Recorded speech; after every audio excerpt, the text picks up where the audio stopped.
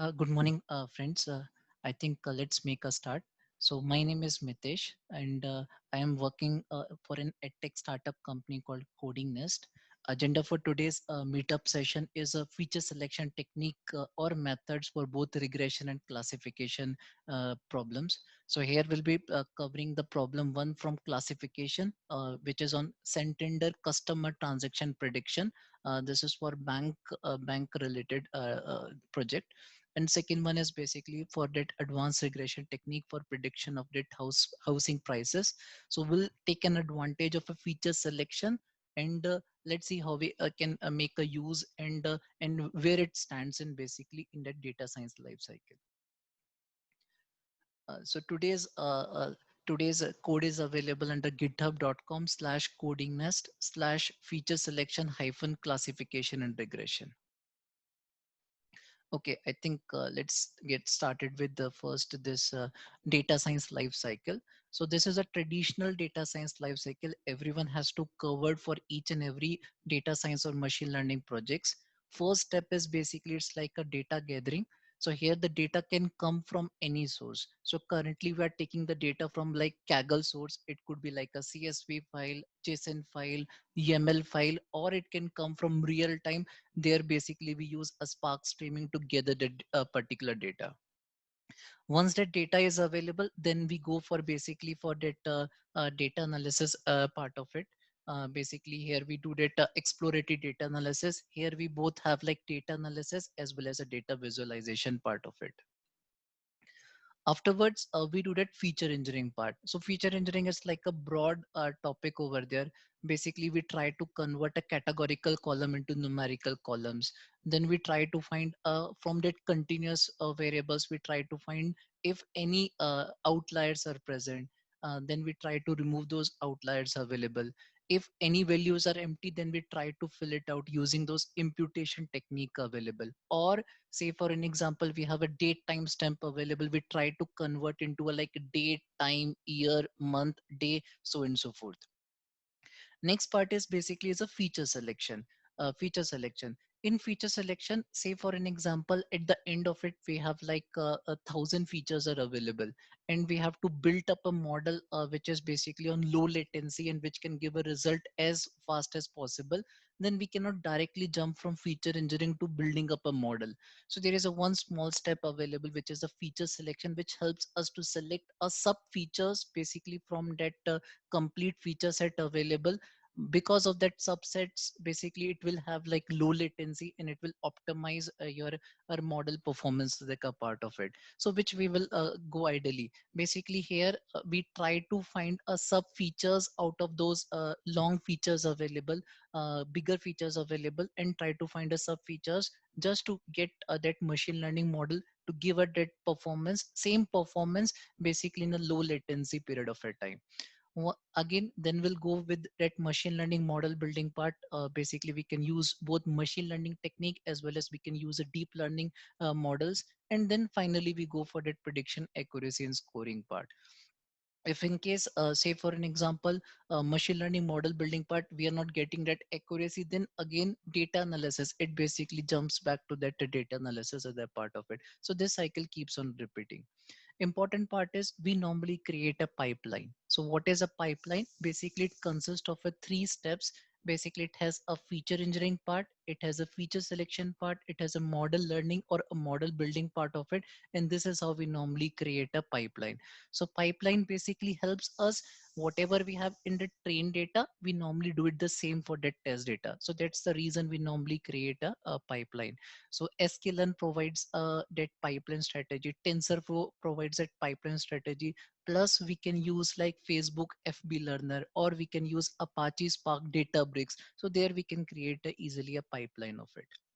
Okay, so today's goal for this meetup is that feature selection, which stands an important part in that, like in data science life cycle part of it. So currently we are planning to do that same feature selection, one for basically for your classification project and another for a regression data project. To start with, I think let's introduce our data set just to get comfort what we are trying to do it. Okay, so this is the project. Basically, we have taken it for a classification project. It's a fairly like a year old project. So it's a bank. Okay, so let's try to read it problem statement and let's see what is the challenge over there. So in Santander, our mission is to help people and business prosper. We are always looking for ways to help our customers understand their financial health and identify which products and services might help them achieve their monetary goals. Our data science team is continuously challenging our machine learning algorithms, working with the global data science community to make sure we can accurately identify new ways to solve our most common challenge. That's a binary classification problem, such as, is the customer satisfied? Yes or no. Will a customer buy this product? Yes or no. Can a customer pay this particular loan? So yes and no. So this is a typical problem of a classification problem. Let's go with the data set for it. Okay, so we have let's see the train.tadeka CSV file.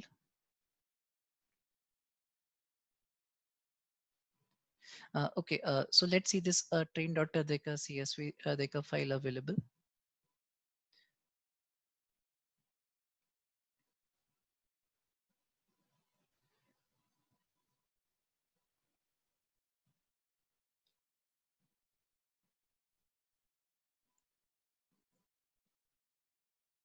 So if we notice over here, there are a lot number of features available, and what we have the target variable. The target variable is basically whether the customer is satisfied or not.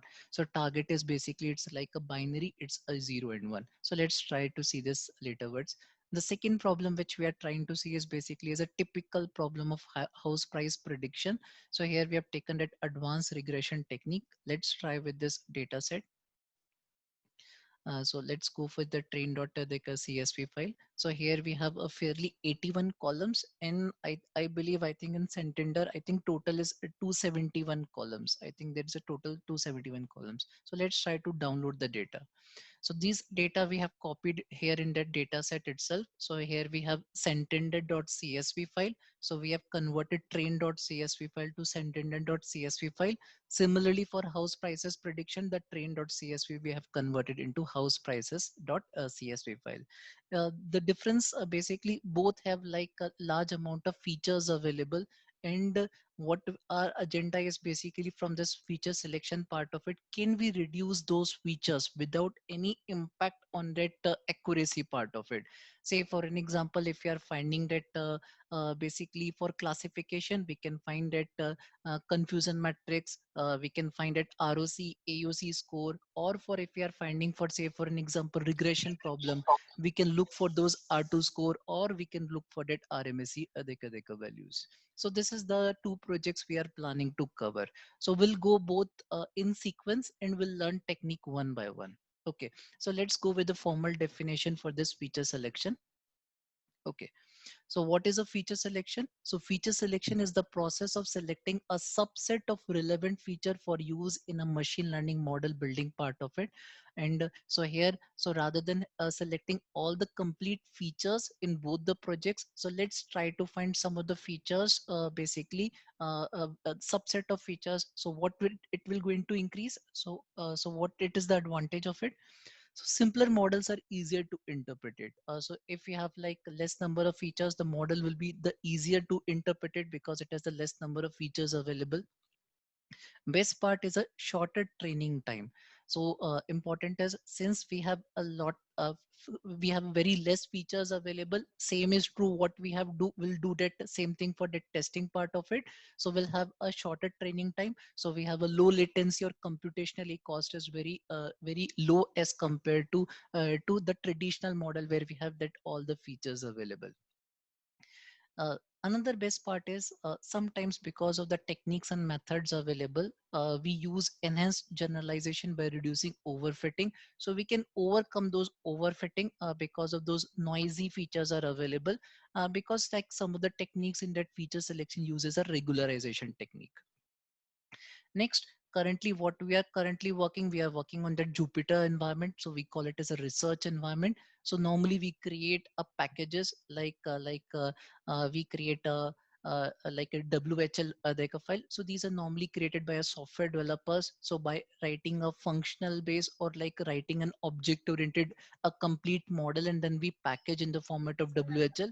So there we for that feature selection part of it, basically we'll keep all those datas in that YAML file. So basically, since we have a less number of features, so basically it's the less number of things has to be implemented by the software developers.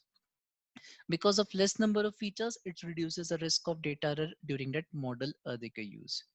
Again, it reduces that variable redundancy part of it. That's the important part.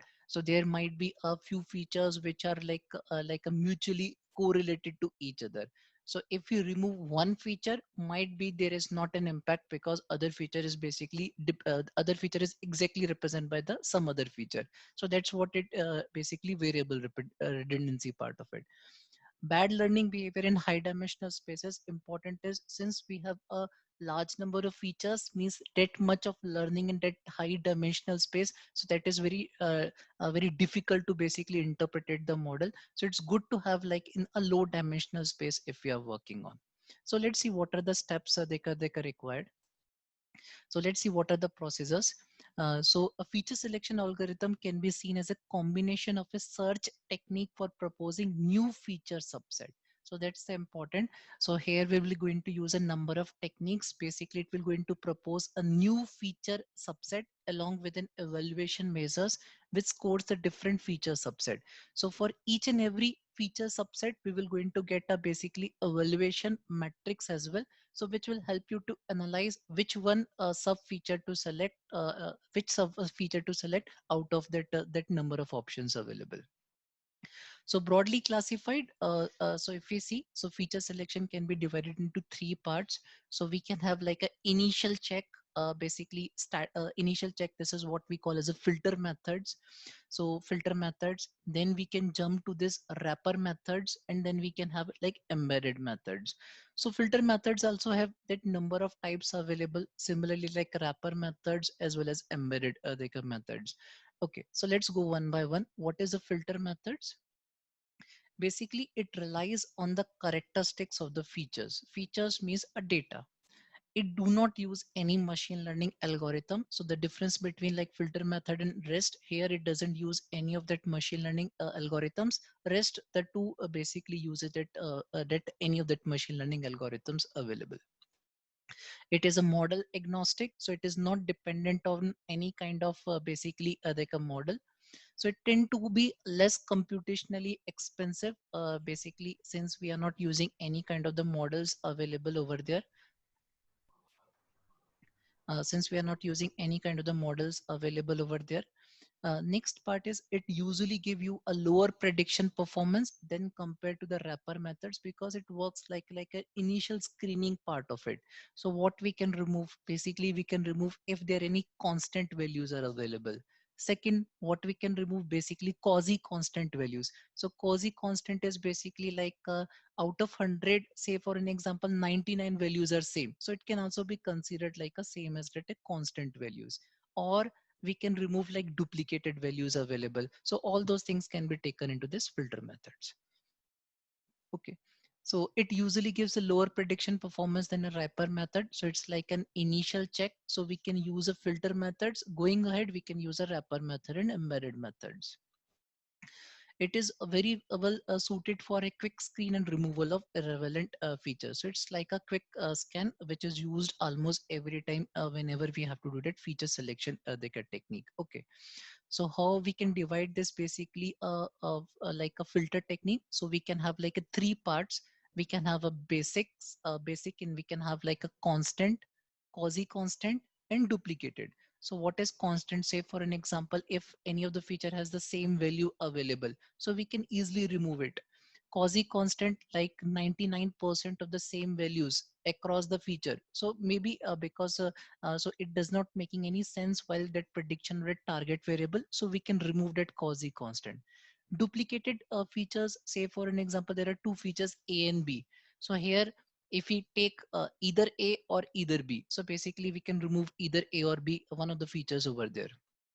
Now another important part is a correlation part of it. Say for an example, there might be a correlation, so it's an absolute term. So it could be like a positive correlation, it could be like a negative correlation. Positive correlation, so we can set up and like arbitrarily like zero point 0.8 times. So if two features are like zero point 0.8 times like almost like positively correlated, so we can take one feature out of it. Similarly, for that negative correlation part of it, if two features are like negatively correlated, so we are taking that absolute term of it, so we can take one feature out of it. So basically how to find those correlation, so we'll discuss that how to do that correlation part of it. Next part is a statistical like a part of it. Statistical is again a very important part. Basically here we can have a lot of things, like we can have a Fisher scores, we can find ANOVA technique, we can have a mutual information, but mostly I like basically working on like creating one feature using one algorithm and predicting the target variable. So basically for finding those scores, we use ROC, AUC basically for classification, RMSE for basically for regression part of it, and try to find basically which all features is making much more sense over there. So which we will going to see in this basically. So again, as we discussed, so statistical again, it can be broadly divided into multiple four types. Now coming to this the wrapper part. So after doing the screening part of it, then we can do that wrapper part of it, wrapper methods. Okay. So wrapper methods. So here we have to use a predictive machine learning model to score the feature subset. So here we have to use any of that machine learning algorithm basically to find that the feature the subset. Since we are using that machine learning algorithm, so it's like it's not a model agnostic. So basically so for feature selection, whatever that model we are using, so for that model building we have to use the same model as well. Okay, so what we have to do, train a new model on each feature subset. So there are a number of techniques available, so let's discuss one by one. So first technique is a forward feature selection part of it. So first time what we do, basically let's suppose n features are available. So every time so here we will train that model n number of times. Then we will find which feature has scored that best accuracy or best prediction part of it. Then taking that one feature and then remaining n minus one time, so going ahead, so we'll do that iteratively. Second time we will add one more feature, third time we will add one more feature, fourth time we will add one more feature, so and so forth. So this is a technique is what we call as a forward selection, forward feature selection. Second technique is a backward feature elimination. So at the first time we select all the features. Second time we eliminate all the n minus features, all the n minus, in fact all the n features. Then we will see there is not a drastic drop. So wherever we find there is no drastic drop of that performance part of it, then we select that particular feature and going ahead. So it will keep on continuing till we get that one feature available. Third one is a exhaustive feature selection. Basically, it will do all that permutation and combination to find basically that features, sub features available. Again, important part is it tend to be very computationally expensive. So it might be if we are working on this on a local machine, it might not work. But basically, these techniques are basically used at very higher level by like bigger companies like Google, Yahoo, Cloudera. So these companies are basically working on this, and they have a very good distributed computational resources are available, which they're working on it. What it does, it usually provide the best performing feature subset for a given machine learning algorithm. Because here, once we able to find what is the best number of features available there, basically it will be a true going ahead. So it's a one time activity which we have to do it. They may not produce the best feature combination for a different machine learning models. So important part is whatever we are using the technique for machine learning, whatever that machine learning model we are using for selection of features, so we have to basically rely on the same basically models for building out that project as well. Now, important part is basically the stopping criteria. Now, when to stop? So till at what level we have to stop? So that's the important part. We have to basically till what number of features we have to go. So forward feature selection, say for an example, we have n. So how much we have to go? Say for an 50 features, 100 features, 150 features. So stopping criteria we have. This is basically a very difficult to find it. So that's about it, the wrapper methods. Next part is basically embedded other methods. Now the best part with the embedded methods, so it's not a separate technique as we are learning like filter methods or wrapper method. So here in embedded methods, it's along with your machine learning model, we do that feature subselection part of it.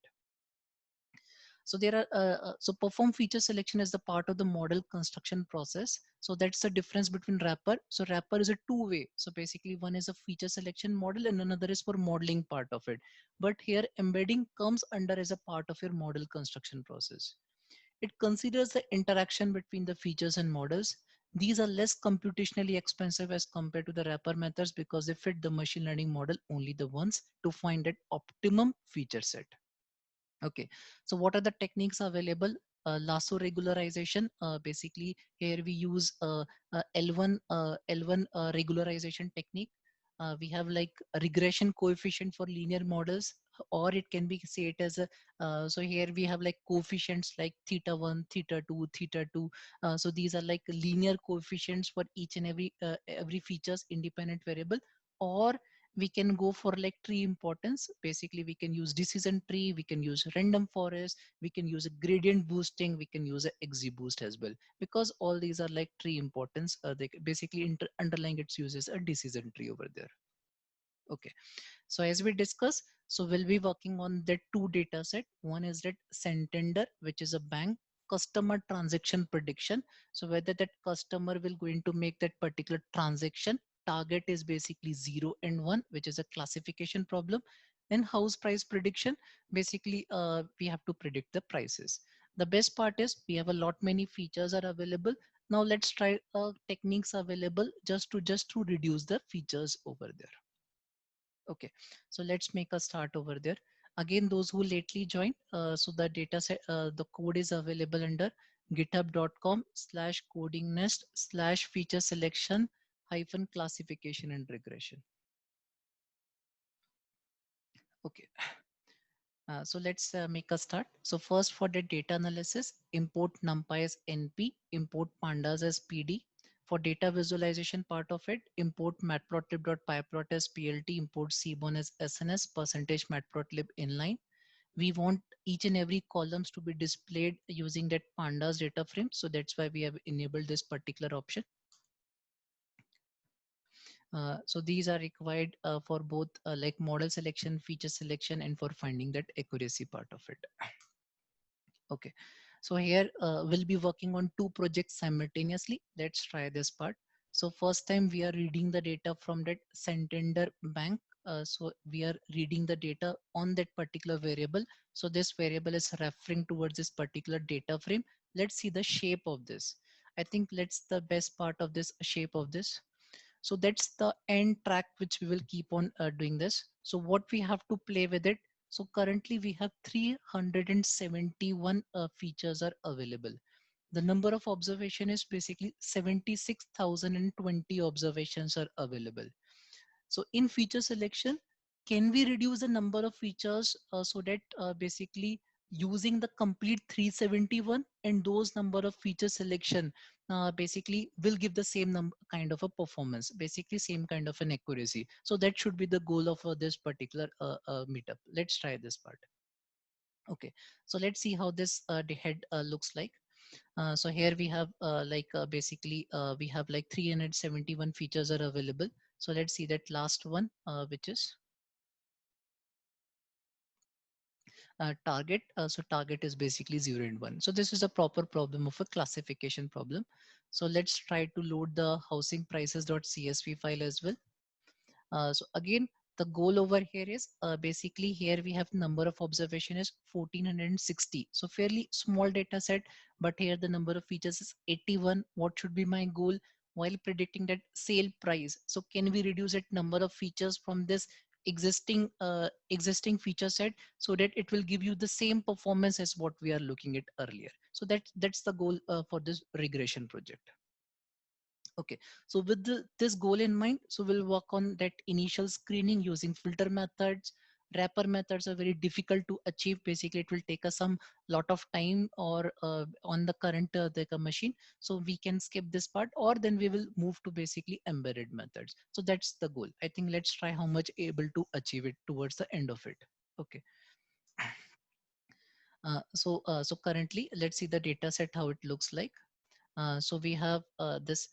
So we can go for this data set, means what all things are available. The over here, basically, since it's a bank data set, so they have basically hidden all of the column names, all the, so it's so they have hidden all the column names. So we do not have that what's the exact meaning of these columns, but here they have given that complete reference. So basically, when you download the data, so they have given everything over there. What's the significance? What is my target goal? This sale price. So basically we have to predict the sale price. Since this is basically, it's a continuous data, so we have to apply a regression set over there. Okay. Whenever we got the problem, so basically we have to do that EDA. Since we do not have much time to do that EDA part of it, so we are skipping that EDA part of it, and we are directly jumping to that feature engineering part of it. So maybe some other day we will take that feature engineering more in depth, but let's try what is required. So basic thing which we will going to work it out, if any like columns are basically empty, so we try to fill it out basically by using that imputation technique. Second, if it like a categorical columns are available, so we'll try to convert into a numerical values. Third, if any date time available, so let's try to convert into numerical part of it. So this is the basic feature engineering part we will going to do it. So rather than like thinking more in depth of feature engineering part, so let's transform the data into numerical and factorial part so that our machine learning model do understand. So let's do that initial feature engineering part, and more we focus on that feature selection part of it. Okay. So let's first look for that Santander data. So we are looking, so here we are using a list comprehension. So for column in this, so we are looking from this Santander underscore data dot columns. If any of the columns has any null values are available, we are doing that sum greater than zero. If it is, just give those column names are available. Just print those column names. So here, if you see, there is no feature engineering, basically not required in terms for that Santander data set. Even all the data over here in Santander data are all numerical, so we do not require to do any feature engineering part of this. But let's see for this housing data. Okay, same technique we are applying on that housing data to find if any null values are available. So for column in housing data dot columns, if any null value is present, sum is greater than zero. So return me all those columns name. Return me all those column name. So here we will see. So there are lot many features are there which having some empty values are available. So basically there could be like a numerical values. There could be like a categorical values. Let's try to fill those. So these are what we call as a first imputation technique. Okay, so again, number of strategies are available. Again, it's again the topic of discussion, which value to feed this. Basically looking at it like a correlation between other features. So here we are doing pretty simple. Here we're trying to fill it by like a dummy string, which is like a missing column over there. Okay, so let's try this part. So again, we are writing a one more list comprehension. So for variable in housing underscore data dot columns, columns, we are looking for basically greater than equals to one sum, or maybe like greater than they can, or greater than zero. And we are looking for data type specifically equals to O. So here we are looking for basically for that object categorical variables. So let's see what all object categorical variables are there. So out of these, these are the object categorical variables are available, which consist of some of the values empty. So let's write a simple function and let's try to replace it with a some particular value. Here what we have done, here we have written a function called fill underscore categorical underscore na. we are passing a data frame. We are passing on what all variable list, basically which all features we have to convert. So what all the features will fill it out by using this missing, and we're going to return a data frame. So let's try this part. So let's try this other part. So here we have written a simple other function, and housing data, we are passing on it variables with NA. So we pass on complete data frame along with this variable list.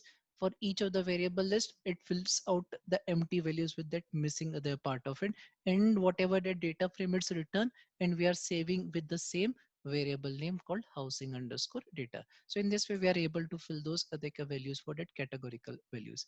Now in this numerical, again, there are number of techniques available. We can fill when to use mean, when to use median, when to use basically that mode values, when to fill with the arbitrary values. So all these techniques, again, it's a point of discussion with some other day. But let's see, so what all numerical variables which consist are empty. So for variable in housing data dot columns, if is null sum I think greater than 0, housing data not equals to O. So basically where we have filtered for not equals to O. So here it will going to give you for the numerical values, numerical variables. So these are the only three numerical variables are available. So here we are trying to fill it by its mode value. But here we can fill by mean, median, but looking at that EDA part of it, looking at that EDA part of it. Okay. Okay. Now, after doing this, all these part of it, basically, we find that there is no values are empty. Second thing, basically in feature engineering, which is primary thing which is required to think, say for an example, if any categorical variables are available, then how to convert into numerical. Basically, we have to use a label encoders in order to convert a categorical into numerical. Now we can be more smart enough over here, since we know it could have like a quasi constant values, like, so quasi constant, say for an example, out of 100. So say for an example, one present, say for let's suppose A is present like 98 times, and we have it B and C. So can we take B and C and club it into rare category? So these are the small techniques which we can do it. So this is basically we use a rare percentage technique. So find the frequent labels, and then that unfrequent values available in feature convert into a new variable like rare part of it. So let's see how to do this part. So here we are doing smartly, basically label encoding part of it. Okay, so first we are doing it for first we are finding that categorical variables. These are the all categorical variables are available. So lot many categorical variables are available. First try this a simple technique. Find frequent labels. We're going to pass out a percentage, say for an example 1%. So we find we are looking for group by that particular variable. With that sale price, we are finding that count of it divided by the length of the DF. Wherever wherever this condition is there, temporary, now we are putting up this condition, temporary greater than rare percentage. What it is so it will going to return basically only those values which are greater than basically 0.01 like a percentage. Those are remaining, basically we're going to mark it as a rare, those we are marketing as a rare. So basically what we are trying to do this, if we have like 100 values are available, 98 are A, so we'll remain this as it is. B and C, we are clubbing B and C together as a rare. B and C are we are clubbing as a rare. Okay, next, that's a simple technique we are doing. So basically here, rather than using that label encoders, so we have used basically a dictionary in order to convert basically like A, B, C, D, we are converting it basically 0, 1, 2, 3, so and so forth. Okay.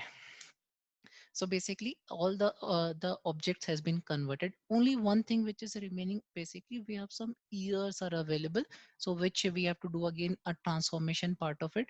So basically like year built, year remodeling add, then we have two more features available.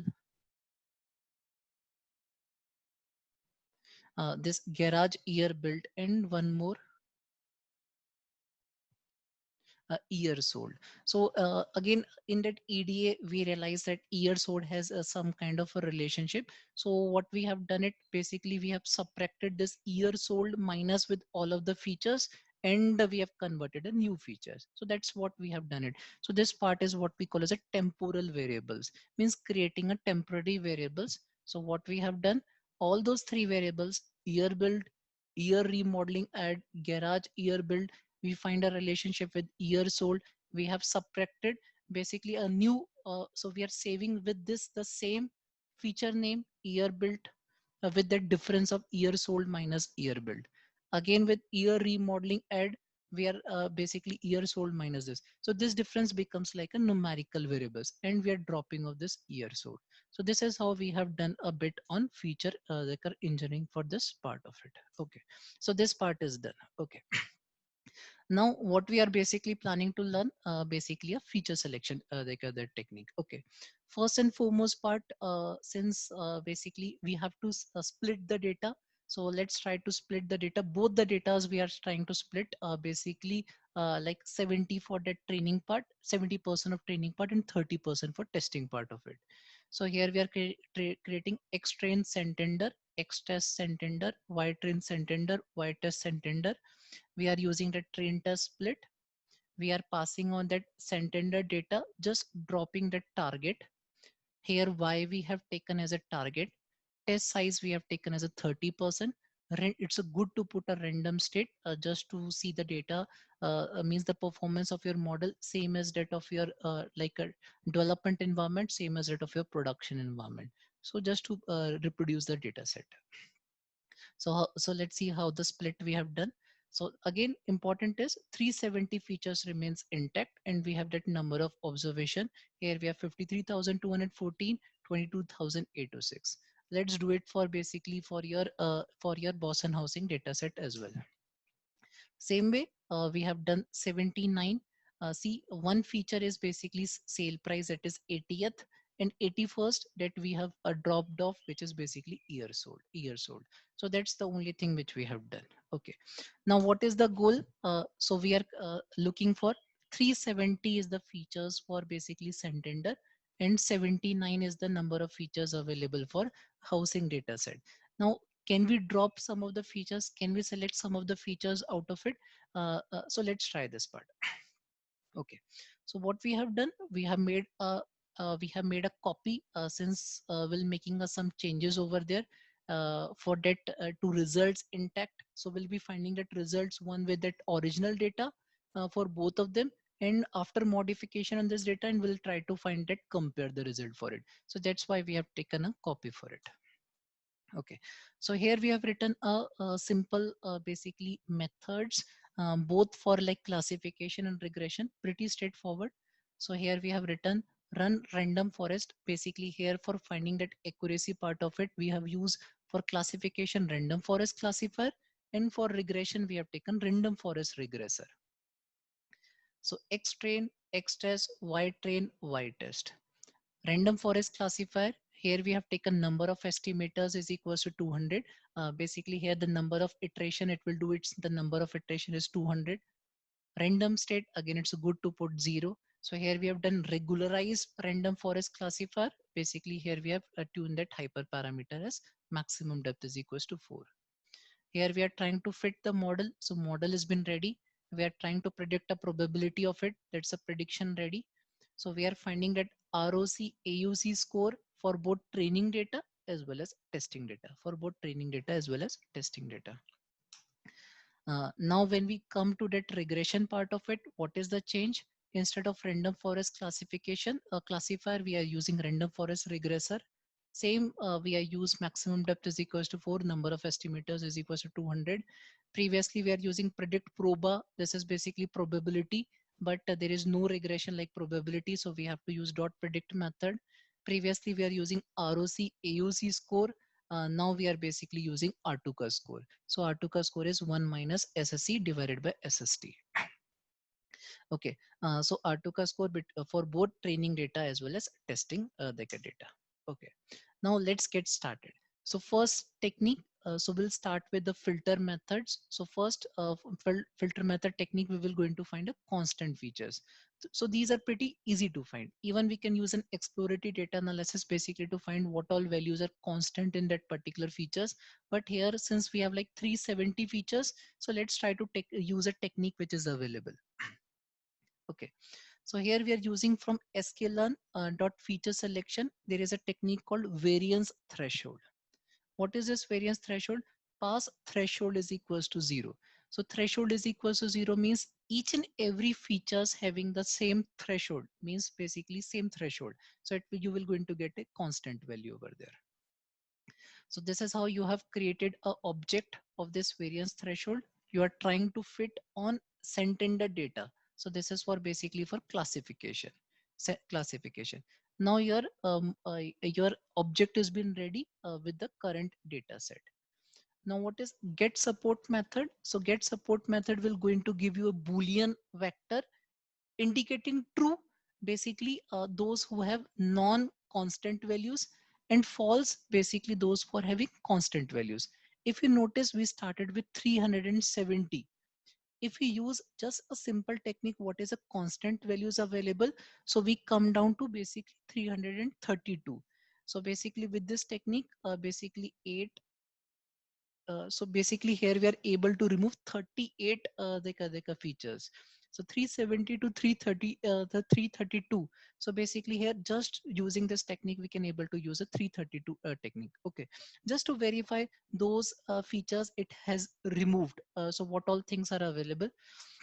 So here we have just use a simple list comprehension to find what all features it has excluded. So let's try to analyze for one of them. So here we are looking for that what all the unique values are available in this particular. So we find all the values are 0. Similarly, we can try out for next feature. Uh, so basically important part is these constants are not making any sense while predicting a target value. So we can easily make a skip of this. Okay. Now what we have done, extrain Santander dot columns, we are passing on that get support basically a true and false. Wherever it's true, so these are the features we are about to keep it. Okay, so currently we have done a dot fit method.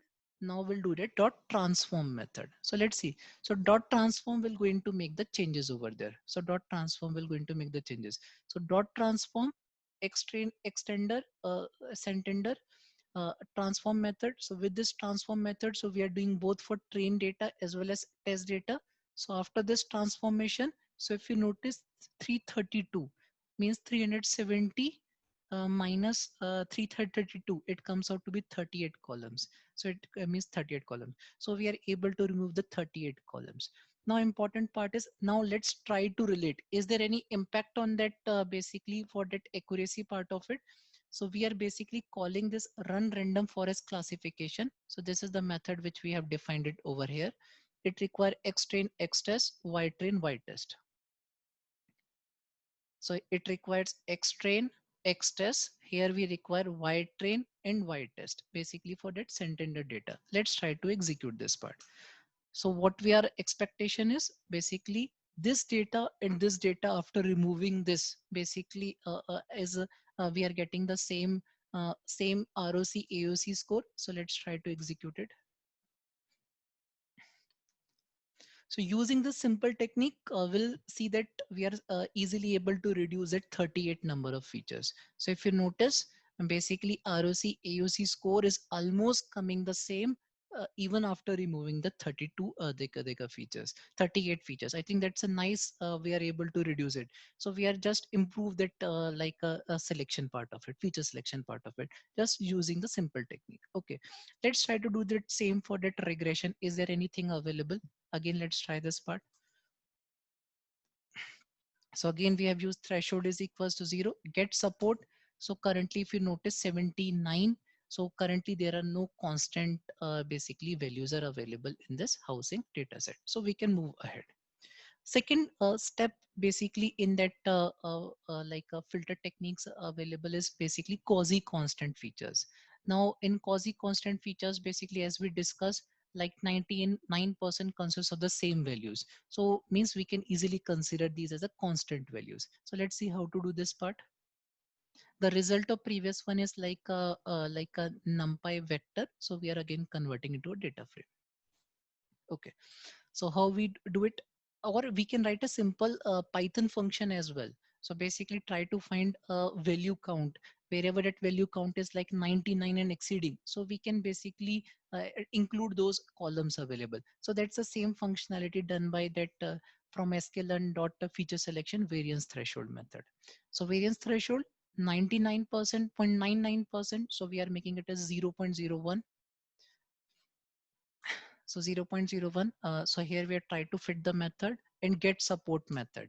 Now, if you notice get support method means it will give you a Boolean true, which does not have those 99.99% constant values. Let's see how many values it has skipped.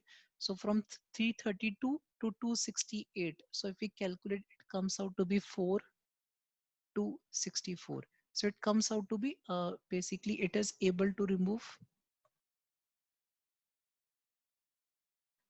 So it's able to remove around 64 features. I think that's a nice improvement. I think let's try this. So let's try to see what all features it has removed. So it has removed these features by using this not in clause. I think let's try this. Let's try to find what is this in this independent variable one. Independent variable one. So independent variable one. So if you notice, like in 0.0 has 99.627 values and 1.0 is basically 0.3371. So this can ideally be considered as a quasi constant Adhika values. Now let's try to transform this values, transform this value. Here if you notice 64 columns we are able to reduce. So we started with 370, we come out to be 268. Total we are able to remove some close to 102 features, 102 features. Let's see what is the impact on the result. So this is for like original data, and this is after basically removing this quasi constant value removal. Let's see, is there any change? For original data, for training data, we are getting an like ROC AUC score of 80.16. For testing data, we are getting 79. If you notice, both are identical. So what it means, we are easily able to drop off 102 just using that basic technique. Okay. Let's try to apply it same for that regression problem. Is there anything available? So here if you notice, yes, there are 4 features available which having like a quasi constant values. So let's try to remove them. Let's try to remove them. So these are the feature like street. Let's see what is it street. Yes, that value count is basically 99.5 the person, 99.5%. So let's try to transform this value. Let's try to transform this value. After transformation, so we have converted from 79 to 75. So that's a drop of -4. Same way as we have done it for classification. Let's try it for the regression one. Is there any change? So here we're trying to find R2 score. So if you notice, basically we have removed the 4 features, and both R2 score for training data, after removal, it's almost the same, just a slight drop at that 4th decimal.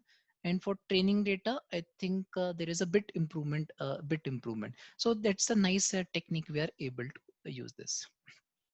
So third technique basically use in that filter technique in that feature selection part of it. So basically removing the duplicated features. So let's see, is there any duplicate features are available? So there is no such direct rule available. So you have to write a Python simple looping condition to find a duplicate the features. So let's see how we have written a simple function for it.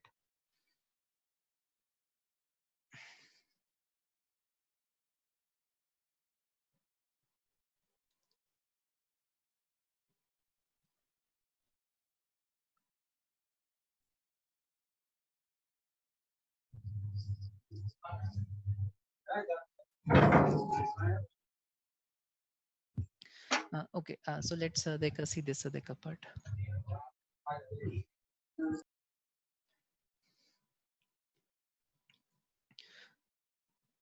Okay, let's see this function available, duplicated features.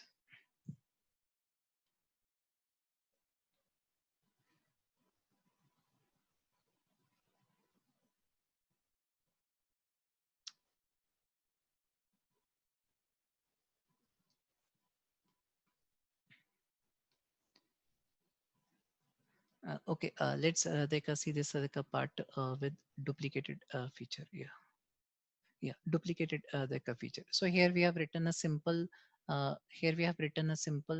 uh, function, basically finding duplicated features. So duplicated features. So here we are iterating for the complete columns. First time we are getting that first column, uh, then we are relating it with second column onwards. So first column, second column onwards, we are using that formula for that data frame. Basically we are using that dot equals method. The value of first feature is equal to that second feature. If it is, then keep that second feature into that duplicated feature, excluding that first one. So here we have written a simple function. Again, this will take a bit time basically to execute this part. So let me okay.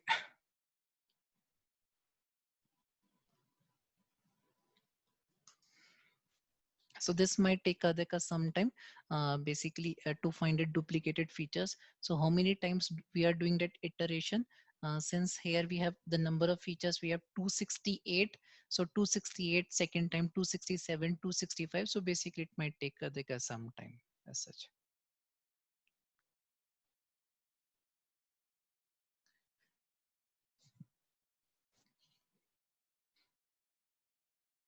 Anyone has any questions so far?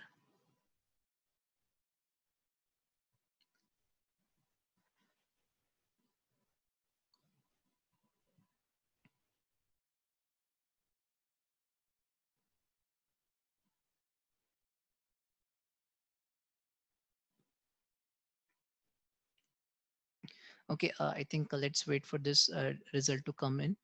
So what we will do it basically, whatever that number of duplicated. Mitesh sir, Yeah, yeah, go ahead, Praveen sir. when we say that duplicate feature means both the features have the same value. That's what we are trying to Yes. Say, eliminate, right? yeah, yeah. So say for an example, we have two features A and B, both A and B having the same values. So basic same Same set value of mean values, same set of yes. values Okay, for each record, right? for each record. Means For each each record. each and every panda series, like a panda series of feature A and Mm-hmm. panda series of feature B, all B, have the correct. same values available. And how about that quasi constant? I mean the threshold we said that it's zero. So can you please elaborate that once? Yeah, yeah. So Zero, see zero this point 0.1. quasi constant. Basically, we This have one, set, this one, the yeah. one. So we have set the Uh-huh. threshold as 0.01. So what this means, basically, so this is the arbitrary threshold we have set it up. So what this means, 99.99. So it's considering like if any particular value in that particular feature has the 99.99 times the same value, then we will going to consider it as a quasi constant. If you notice, we have taken this example like for this case, like street for this case. So if you notice, like 99% time, so it has the same value as 1, and 0 is only like a like 0.004892. How it has been calculated? We find that value count divided by the total number of features available, so it will give you that percentage of 1, which is like 99.5 percentage. So it can be ideally be considered as a quasi constant values. So currently, because so it's almost like every values are having the same 1 values Okay, okay, got it. And we do this exercise through every feature, right? through every Through feature. every So we feature. have done it for all the features. Huh. Yes. Yeah. Yeah, yeah, Okay. yeah. Okay, okay. Okay, I Thank you. think, I think with this duplicated features, now we got that 16 duplicated features. So what it means, so let's try to drop those duplicated features. After dropping of this duplicated features, so the new features comes out to be 252. So we are able to remove that 16 features. Now, after dropping, is there any change? Let's try to find this part. So we are finding for both classification part of it before and after. So we started with 370 and we come down to be 252. So if you notice, basically the training data and testing data improve. I think training data has improved a bit and testing data has improved a bit. I think that's a bit good. Yeah. Okay. I think let's move for this basically for the same for the regression part of it. So here we are trying to find the duplicated features. Currently here we have like only small features like 80. Now we are left with only 75 features. So it has done very quickly and we got zero there duplicated features available. So we are good to go with it. Okay. Now we move to next part of it, correlation part of it. What is a correlation? So correlation is the measure of a linear relationship of two or more variables. Important part, currently we are considering all of them as a univariate. Now we are considering to basically basically a relationship of one feature with another feature. So how much there is a dependency of one feature with another independent feature. So through correlation, we can predict one variable from the other variable. Important thing over here is variable should be correlated with the target, but it should be ideally uncorrelated among themselves. But that's not the ideal scenario. So we have to find those features which are correlated with each other. If two features are highly correlated, then second one will adding a little information over the previous one, so removing it helps the reduce dimension part of it. So that's the important part of it. So basically what should be my goal? Each and every independent variable has a direct relationship with a target variable, but important part is going at, since the number of features are more, so there should be there is like kind of a correlation between amongst the feature. So important part, if the two features are more highly correlated or uncorrelated, means a more negative and uncorrelated part of it. So basically taking one feature because other is not adding a more importance part of overhead. So basically we can ideally take a one feature over there for that feature selection part of it. So here we can take a magnitude of any particular threshold. Say for an example, we have set it up arbitrarily very high threshold like zero point 0.8. So point plus zero point 0.8 and minus zero point 0.8. Let's try to find is there any feature having a such a kind of a correlation amongst each other over there or not. So again, we have written a simple like a function over there. So def correlation, we'll pass on a data set, we'll pass on a threshold. Say let's suppose zero point 0.8. Important part, we are keeping the data in a set data frame because there might be a few features getting repeated. So this set data structure will going to keep only a one instance of it. We are finding a correlation using that this pandas or data frame dot correlation method. So we are iterating for each and every columns. For j in range I, we are finding is there any a correlation between I and j greater than this particular threshold. Important part, we have taken an absolute value of this. If it is, we are saving this in set data frame and we are returning this particular set data frame over there. So let's try to execute this. So let's try to do it first. Let's try to plot a heat map of this. So heat map of that correlation from the Santander. Currently, it will be plotted basically for all the numerical features, since it might take some time. Yeah. So since currently we have basically 252 features, so it's like a 252 by 252. So currently it's not giving much sense. But what we are ideally looking for, is there any correlation like greater than zero point 0.8 or less than zero point 0.8? Means on the darker side or on the lighter side or on the lighter side. So let's try to find this kind of a relationship. Okay. So here we are trying to do it for that basically here we are trying to do it basically for that Santander data set. So we are passing on X train Santander. We are passing on that threshold as a zero point 0.8, and let's see what all features it returns. Whatever it features it will going to return, basically will going to drop those particular features. Let's see. So what we have done, so we find a correlation. So looks like there are a few features which are more positively correlated or more negatively correlated.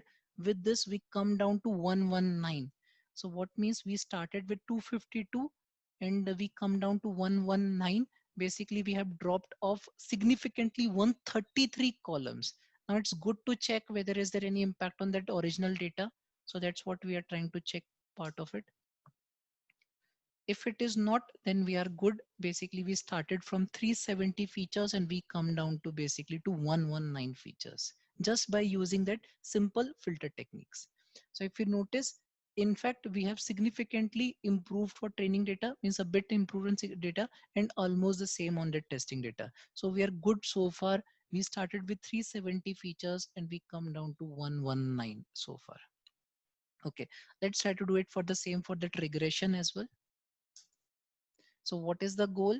Point 0.8 above on the this side and point 0.8 on the this side, means on the darker side as well as on the lighter side. Same, we have given the threshold as a point 0.8. So let us check, is there any features? Yes, 5 features are there. Previously it's like 75. Now we have dropped to 70. Let's see, is there any impact on that data? So here we have that this. So we got a bit, yeah, but almost the similar, I think we are good. We started with 79 and we come down to 70 features. Okay. Now, last technique which is available from filter method, basically it's like a statistical, like a technique and ranking method. As we discussed, there could be like a 3 more techniques. Actually, we have removed, basically one is like mutual information. So so how each and every feature is related to another target variable, which is what we call as a mutual information. Second is basically we can use a Fisher score. Third, basically we can like find a chi score, basically for that Fisher score. And last technique is basically is this ROC, AUC, RMSE score. Let's see what is this. So in first time, it builds one decision tree per feature to predict the target. So what happens? So one feature has been taken to build up the model, and we will going to predict the target. Second part is basically so whichever feature has given you the best like a score, so whichever that feature has given you the best score, so we're going to basically rank on the basis of that score which we are getting. So it makes a prediction using the decision tree and it's mentioned like a features. It ranks the features according to the machine learning metrics. It selects the highest ranked features. So what, say for an example, we have now we have 119 features are available. So considering each and every feature as a individual feature, and we try to predict a target, means we try to create a built a model, and then we will try to predict a testing data set. So whichever will give you that higher accuracy for ROC, AUC for classification, and RMSE basically for that regression part of it. So we're going to rank all the features, and on the basis of it we're going to select that particular features. So let's try this part. So let's see, is this making any sense over there? Okay, I think let's try this part. So what we have done, ROC values. So we are iterating over each and every features. Now only 119 for that classification part of it. We are creating a classifier, CLF, for each and every feature. Basically for each and every feature, we are trying to fit ended target values. So here we are passing on both target as well as, so here we are passing on both the basically your capital X as well as Y, and your model has been built. What we are trying to build, we are finding predict proba using this particular like a model, using this particular like a model on this testing data set. And what is it Y score by using that particular like a feature. And we are trying to append the result. We are trying to append the result. So going ahead, basically we are trying to append the result basically for each and every feature, each and every feature. Okay, so let's try to execute this part of it, and let's try to display the values. If you notice, basically there are features having a like ROC, AUC score of greater than zero point 0.5 and some less than zero point 0.5. Basically, if ROC, AUC score is less than zero point 0.5, means it is not adding anything for your target variable. Basically, each and every feature score greater than zero point 0.5, basically it has a some relation with the target. Less than zero point 0.5 means it is a randomness. So we can basically ignore all those features having like ROC, AUC score of less than zero point 0.5. So that is the cut mark, means cutoff mark basically for your ROC, AUC score. Same way what we have done. So let's see, cutoff mark is basically zero point 0.5. Basically ROC, AUC score less than zero point 0.5, making no sense basically for the target calculation part of it. Okay, so with this, I think now we come down to 90 features, 90 features. Okay, 90 features. So these are the 90 features which are making actual like a sense out of it. Let's try to Let's try to select those features. So if you see, we started with 119 for this task and we come down to 90 features. Basically, we have removed the 29 features basically from using this ROC AUC. Let's see, is there any drop over there on that scoring part of it?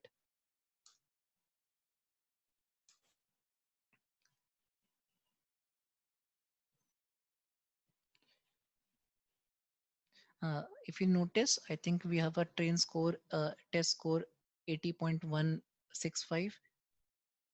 In fact, we have a bit improve on that data.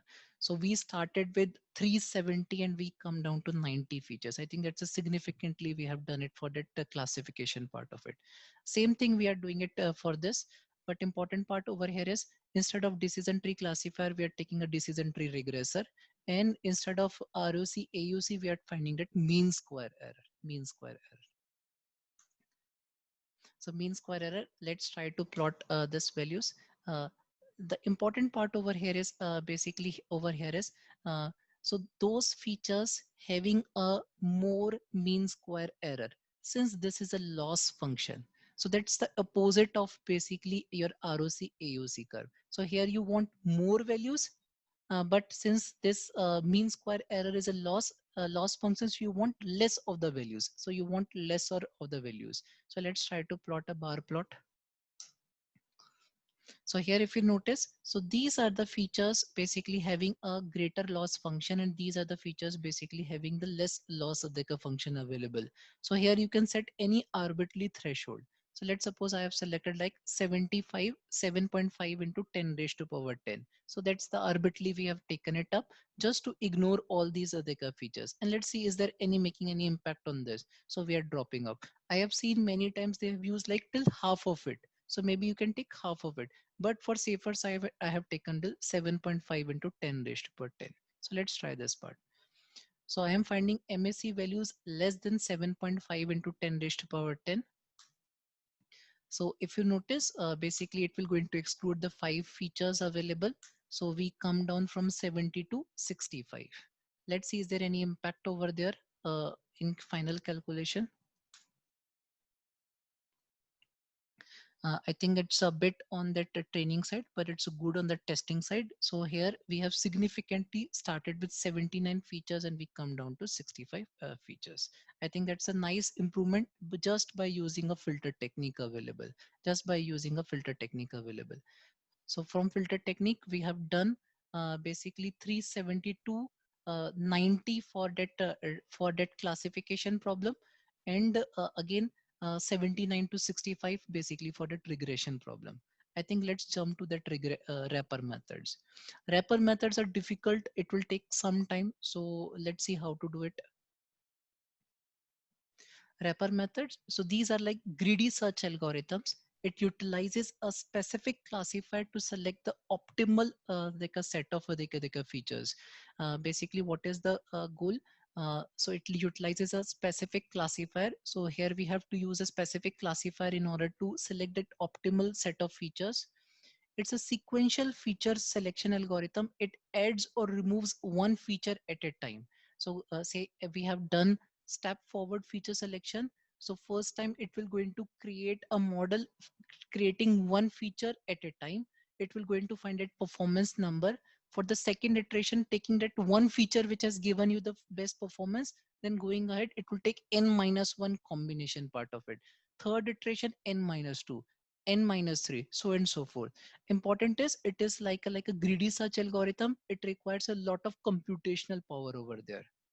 In order to do this, we're going to take a help of MLExtend. So MLExtend dot feature selection import sequential feature selector as SFS. Okay. So again, we are ignoring the warnings. So let's see how to create a model. Sequential. So this is basically sequential feature selector. Random forest classifier. N jobs is equals to -1. We want to execute this particular model on all the cores available. K features is equals to 10. So that's a stopping criteria which we have introduced. So it will start from one feature and it will go till at max 10 number of features. Forward is equals to true. So that's what is basically step forward. Step backward is basically forward is equals to false. So that's the only difference. floating is equals to false, verbosity is equals to 2, cross validation is basically 3, so it will going to create a 3 times the same model, and the scoring is equals to ROC AUC score. So that's basically we are using for that classification algorithm. So once this model is being created, we try to fit on those particular values. Again, once that model has been available, so there is this particular will give you what all values are giving true or false. So whichever values are true, so this will help us to select the columns. The columns are selected, and this way we will going to execute this part. Again, this might take some time, basically like a hour to complete. So basically we can try this later words. So this is the way basically we are starting from one feature. Next time, whichever that first feature has given you the best ROC AUC score, keeping that one feature, it will going to take n minus one feature, third feature, fourth feature till 10 number of features. Same way for that regression part of it. So instead of ROC AUC, we have taken scoring as R2. Instead of a classifier, we have taken regressor. In stack backward feature selection, basically only thing is difference is instead of a forward true, we have taken forward is equals to false. All these things can be tried. Again, same for regression, we have taken R2. Important is this is so exhaustive. Sometimes it will also dump a memory core on your memory core dump on your local machine as well. Exhaustive feature selection, how to do this exhaustive feature selection again. So that's why I'm not executing any one of them. Okay. So exhaustive feature selection. So again, that's the important. So it will do all the permutation and combination in any particular order. What is that stopping criteria? Minimum number of features 1, maximum number of features 4. So here, depending on basically that number of features, depending on your computational power, you can basically increase. So this is the basically technique. Exhaustive feature selection technique is normally used by all the bigger companies having a large computational power of it.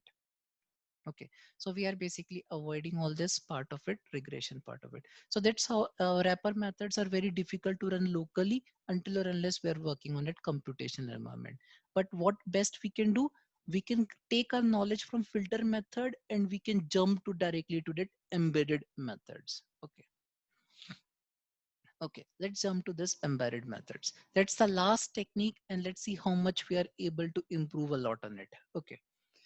Basically, as we discussed, there are three techniques available. So here we will going to analyze which one is the best. First technique is basically is a regularization.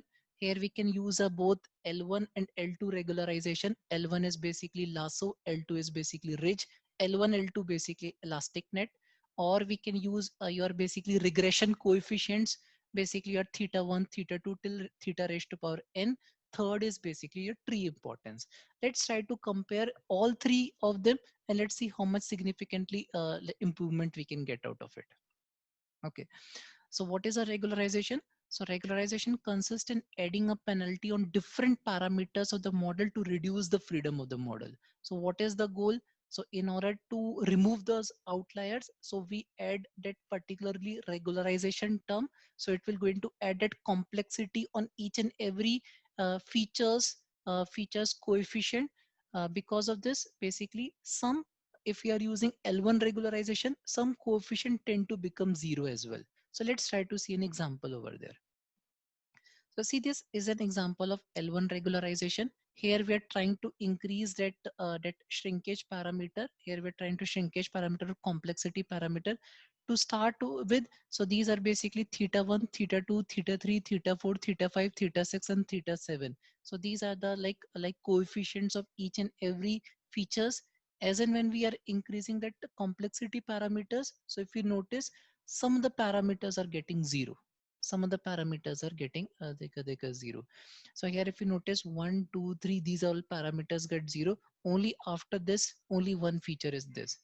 Since if we have taken this particular complexity parameter, only one feature will survive, rest all will become zero. So basically we can easily use L1 regularization or lasso regularization technique for feature selection, because that the coefficient becomes zero. So means it has no importance basically while calculating the target variable at that particularly complex at that particular alpha parameter. What is L2 regularization? It's a ridge. So basically here no coefficient becomes zero, all become tend to become zero, but it is not touch to zero at very high value of L2 regularization. So this technique cannot be used for basically for feature selection. So good one is basically we can use this regularization, means regularization, lasso regularization technique for feature selection part of it. So let's try to apply this both on your basically on your Santander as well as housing data set.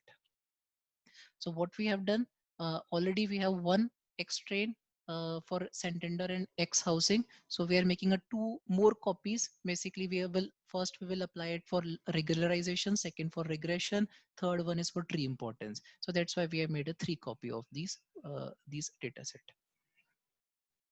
Okay. So from sklearn.linear model, we are using lasso basically for L1, logistic regression basically for your classification, linear regression, this will going to use for regression coefficient, select from model, this will going to help you to select out the model basically means the features available, and standard scaler since we wanted to normalize the data for each and every feature. So far we haven't done normalization, but whenever it comes at model, we have to normalize the data set. Okay, let's try with first with classification using lasso regularization. Let's see what is the impact. Standard scalar, we are trying to normalize the data using standard scalar.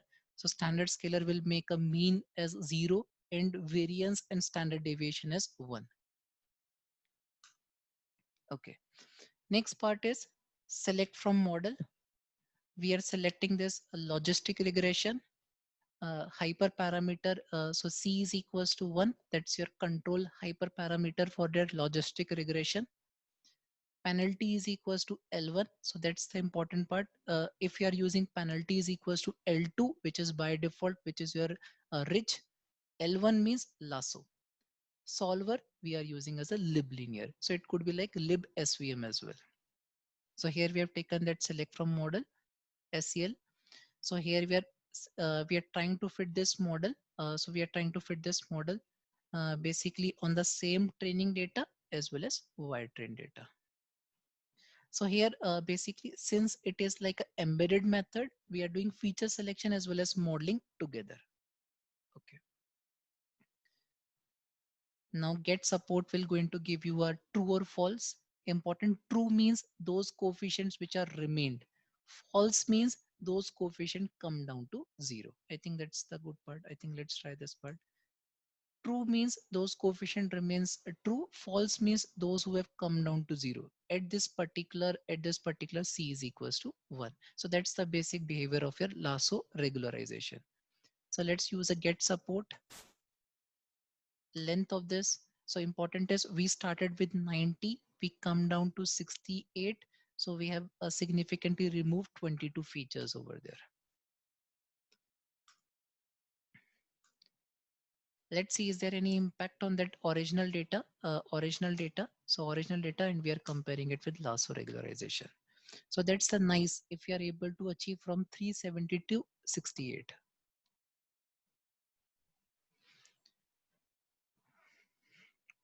Okay, if you notice, the result has in fact improved a bit as compared to other what we have done from 370 to 68. I think that's a nice achievement. I think we are able to get it from there. Next, let's try to do it on that housing data set as well. Uh, Previously, we have used it logistic regression because it's a part of classification. Here we are using lasso regularization basically as a feature selection part of it. And we have taken that complexity parameter as 100.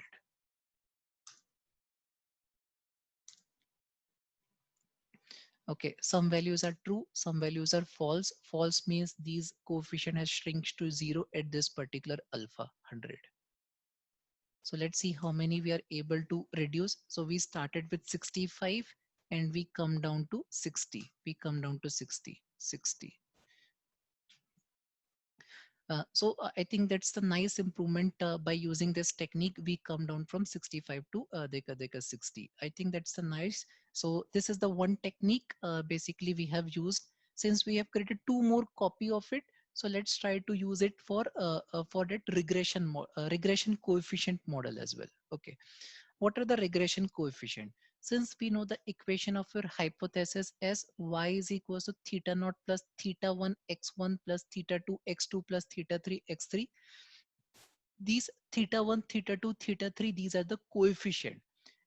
What is this? Basically theta 1 means this is a directly related with x1, and x1 is basically how much is this theta 1 is getting related with your target variable. So it's a directly in relationship with your target variable. So these theta 1, theta 2, theta 3 can also be used basically for the feature selection.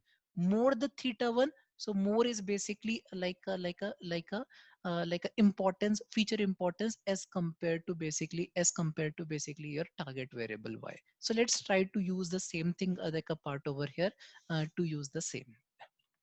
Okay, so let's try to do it first for classification part of it. First thing, see this part. Now I have moved from xtrain underscore Santander 1, which I have created a copy for it. So Santander is the starting part. Select from model, logistic regression, C is equals to 1000. So this is that hyperparameter which we have selected, and we are transforming these values. So get support.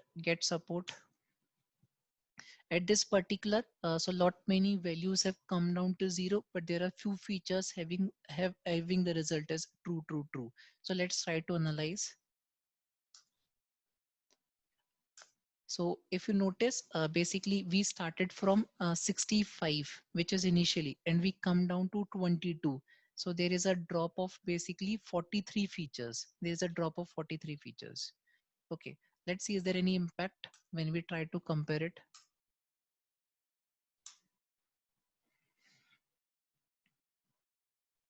So here, instead of 370 features, we are trying to do it only on 22 features. So that's the best part, I think.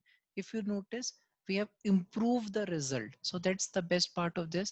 So from 370 features, we come down to 22 features, means only 22 features are required for basically for Santander customer prediction part of it.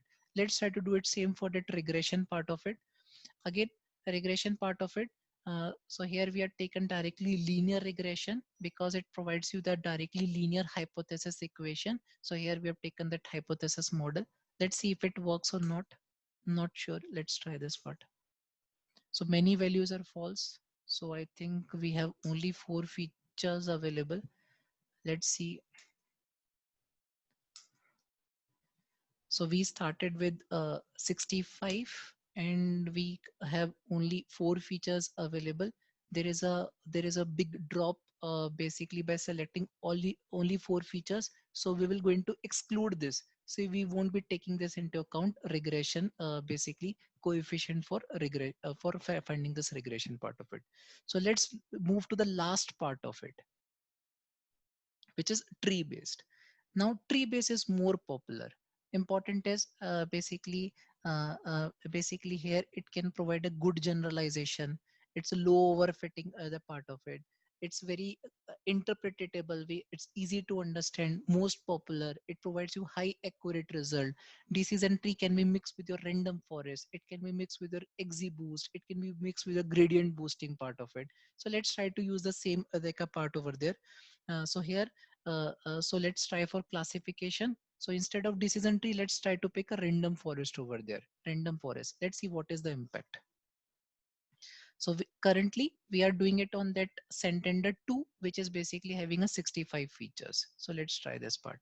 So here we have select from model. Instead of decision tree, we are taking a random forest classifier.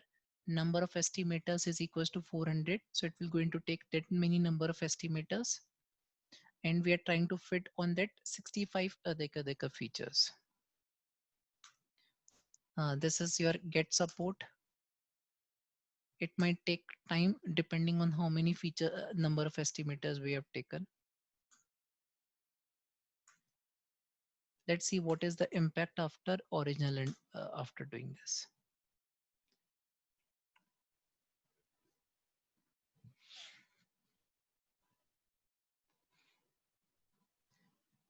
So when we take a net lasso, basically we have like somewhat around like we have like 22 features available. And let's see how many features we have basically by using this technique, using random forest. So we have only 14 features are remaining. Only 14 features are remaining. If we, let's see what is the impact on that original end this.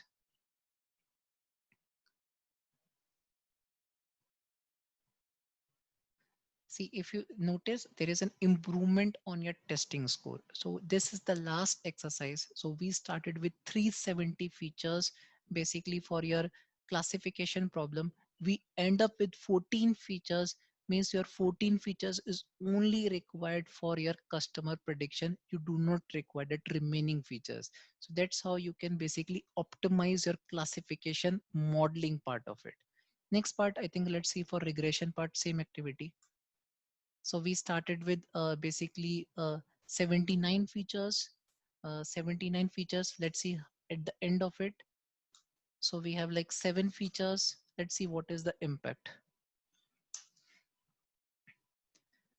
So here there is a bit drop on training data, but if you notice a test data, we have a significant improvement on test data. So it means by using this feature selection technique, we only required 14 features rather than 370 features.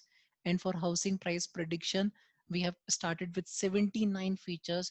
We only require basically 7 features just by using these other technique. Again, let's revise what we have done so far.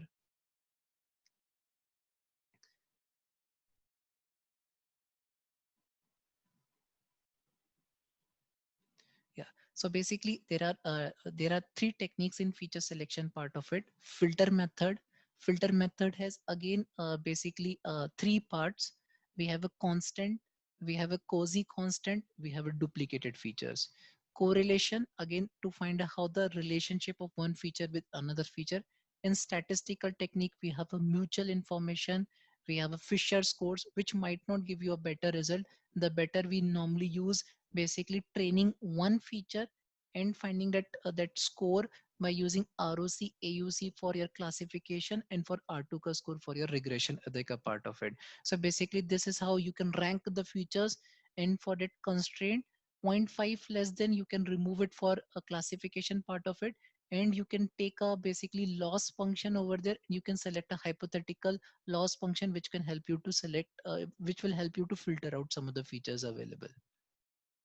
In wrapper method, we discuss 3 methods available. First is a forward feature selection. So one feature at a time.